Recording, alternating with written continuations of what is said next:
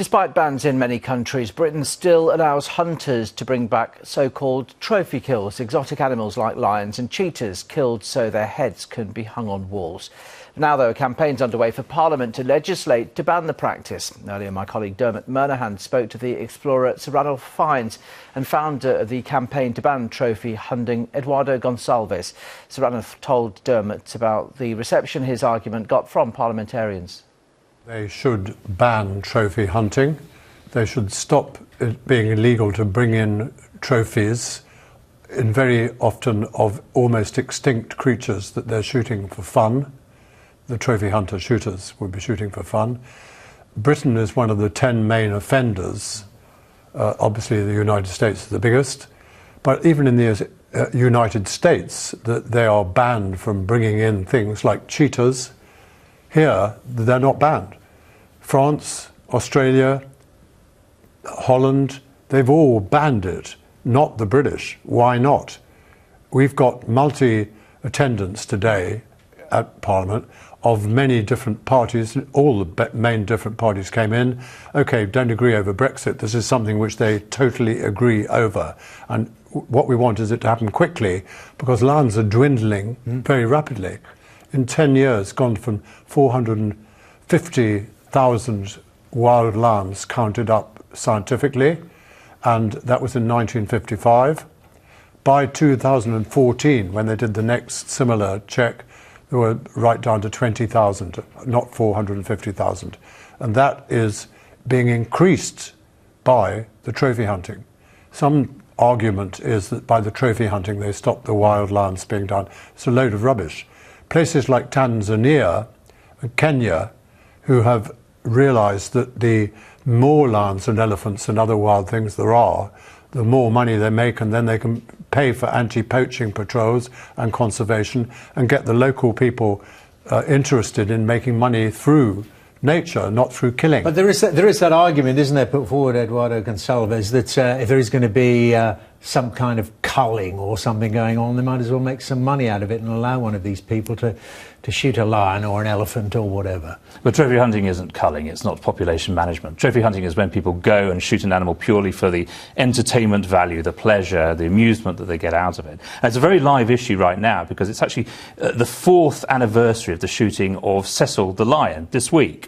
And that caused a lot of... By the American dentist. Precisely, by Walter Palmer. Now, what a lot of people don't realise is that, well, they thought perhaps that things had died down after that, it was a one-off. In fact, just that year, another 2,292 lion trophies were taken by hunters, and there have been thousands since 2015. So this is a major issue, and we do now have this extraordinary factory farming industry of lions, where they're bred and kept in captivity just so that they can be shot in enclosures, all their bones then being used to be sold off to shady Asian traders who turn them into lion wine and lion cake with supposedly medicinal benefits, which of course is completely phony.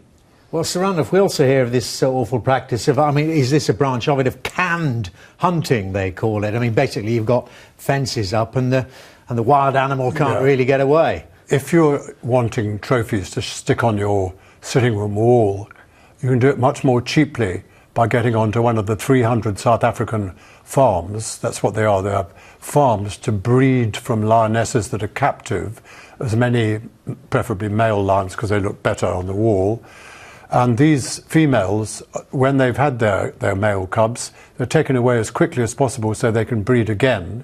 And then when the lionesses are killed, they're turned into bone for fictional medicines and other things like that, which is not in any way numerically helping the wild lions. They might be trying to say, well, look, if we have trophy hunters doing it, then the real wild lions. That's not the case. Numerically, they're carrying on right now, right up until today, killing just as many of the wild lions. And in some places where they've been doing it, there are now, the trophy hunters can't find any lions because they've killed them all. And the same goes for the elephants. And they're going for the giraffes and zebras as well, to stick on their family sitting room wall. So, Eduardo, I mean, let's be practical about this. You said you got a good reception from parliamentarians from all parties today. What prospect do you feel that there will be a law passed in the UK fairly soon? And what difference would it make in reality? I think it'd make a lot of difference. I think if the UK were to say, right, we're not going to allow the import of hunting trophies into the country anymore, that would send a huge signal to South Africa in particular. It would affect public opinion, political opinion there. And in return, it would also affect the political opinion in the neighbouring states where a lot of trophy hunting goes on. I do think this is something that is eminently feasible and desirable. I was actually in a meeting with Michael Gove, the DEFRA Minister, just a few weeks ago. And there was even one or two representatives of the hunting industry in that room. And everyone agreed that there should be a ban on the import of canned lion trophies. Now, given that almost every single lion trophy that comes into Britain, certainly since about 2014, is from one of these lion factory farms, that would be a huge step forward. It's something that every politician of every political stripe seems to agree with, and certainly the British public do. So it seems extraordinary that our government hasn't yet done anything. And is it possible, gentlemen, to rank this practice in terms of the effect it has on these endangered species? Because, of course, we know of the other pressures, climate change, humans encroaching on the land, all kinds of other factors. But how big is this? The fact remains that the things you've just mentioned, the climate change and all that, to fight those and therefore help those and animals being affected by them is a very difficult thing to do. What we're talking about is dead simple, can be done quickly like they've done in France. Well, And it's also a question of quantity and quality. So there's large numbers of lions, for example, that have been taken. It's been shown in a number of studies, and the US Congress actually published a report about this not that long ago, which showed that lion populations in a number of southern African countries had directly suffered as a result of trophy hunting. But on top of that, because the trophy hunters are going for the animals with the biggest manes, they're the biggest, strongest animals, or the elephants with the biggest tusks, so they're the strongest of the species. So what that means is they're taking those animals out of the gene pool. And we're now seeing two things. We're seeing elephants with shorter tusks, which is a signal of the deterioration of the gene pool of the elephant species. We're also seeing lions have lost 15% of their genetic diversity in the last century. And scientists have warned that if only 5% of the remaining adult males are shot by trophy hunters, that could push the species beyond the brink of no return.